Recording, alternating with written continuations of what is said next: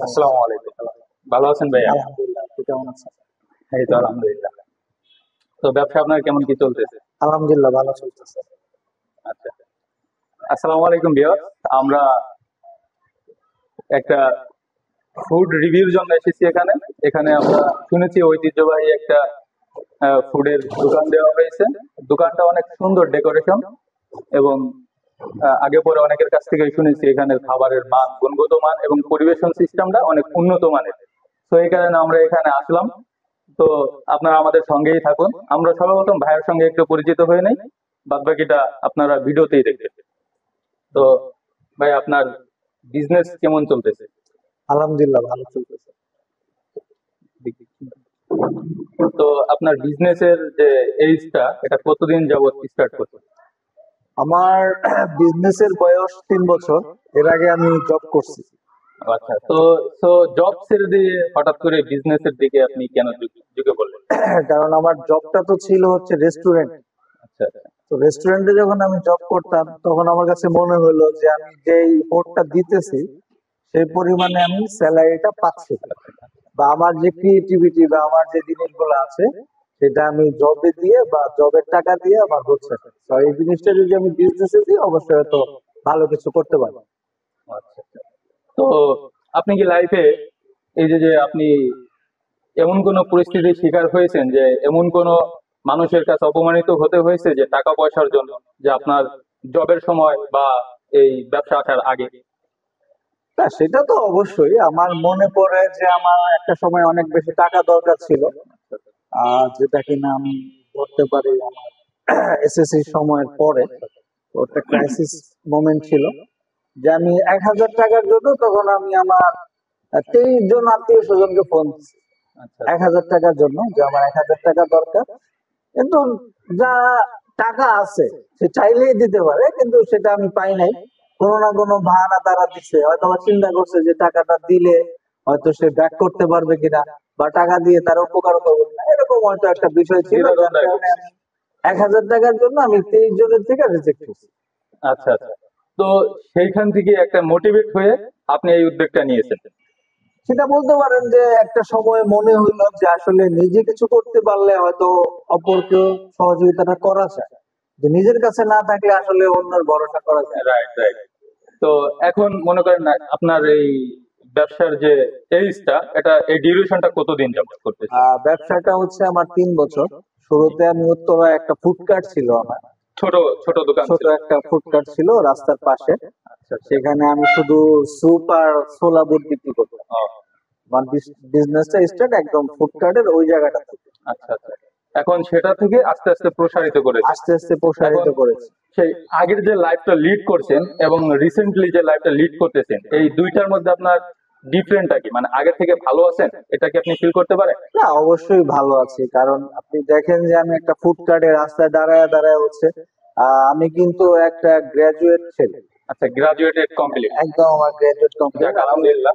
সমাজ বিজ্ঞানে honours complete করছি ফ্রম তিতুমির থেকে। তিতুমির? তিতুমির থেকে। ও, সেম টু ইউ ব্রাদার। আমিও তিতুমির কলেজ থেকেই ডিপার্টমেন্ট ইংলিশে এখন আছি। আচ্ছা, জি জি। তো তারপরেও চাইলে আমি হয়তো অন্যান্য বাট ফুডের প্রতি আমার একটা ইয়া ছিল, যার কারণে আমি পড়াশোনা অবস্থাতে আমি হয়তো জবের ভিতরে ঢুকেছি। সুস্বাদু আসলেই। এবং ইন দ্য মিন পড়াশোনা কমপ্লিট করছি, বাট তারপরে মনে হলো যে নিজে কিছু করি, যে নিজের একটা বিজনেস, সেটা ছোট হোক বড় হোক।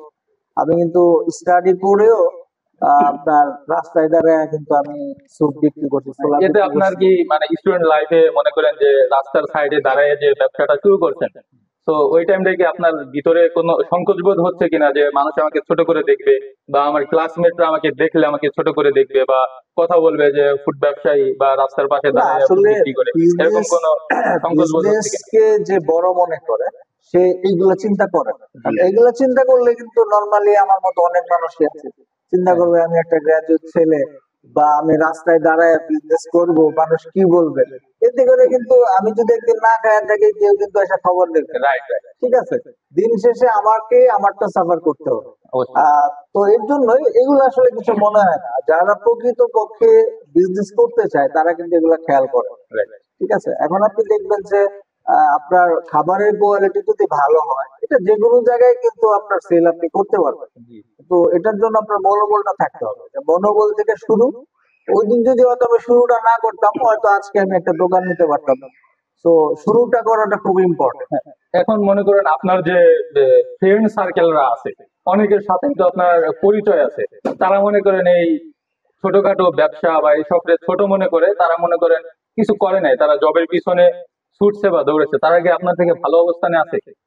নাম মেনশন করার দরকার নাই, না তারা না কি? না, নামের বিষয় না। এটা হচ্ছে যার যার বিষয়। হ্যাঁ, কেউ কেউ হয়তো বা তাদের জব লাইফে খুব ভালো আছে। আর একটা বিষয় হচ্ছে, আপনি যদি জব করেন, একটা মানুষ একটা বা দুইটা জবের বেশি করতে পারবে না।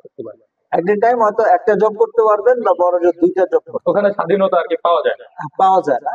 তারপরে বসের প্যারাটার হাবিজাব অনেক কিছু আছে। আর আপনি যদি বিজনেস করেন, বিজনেসের মজাটা হচ্ছে, আপনি যদি একটা বিজনেস এস্টাবলিশ করেন, আপনি কিন্তু অন্য বিজনেসে এন্ট্রি করতে পারবেন।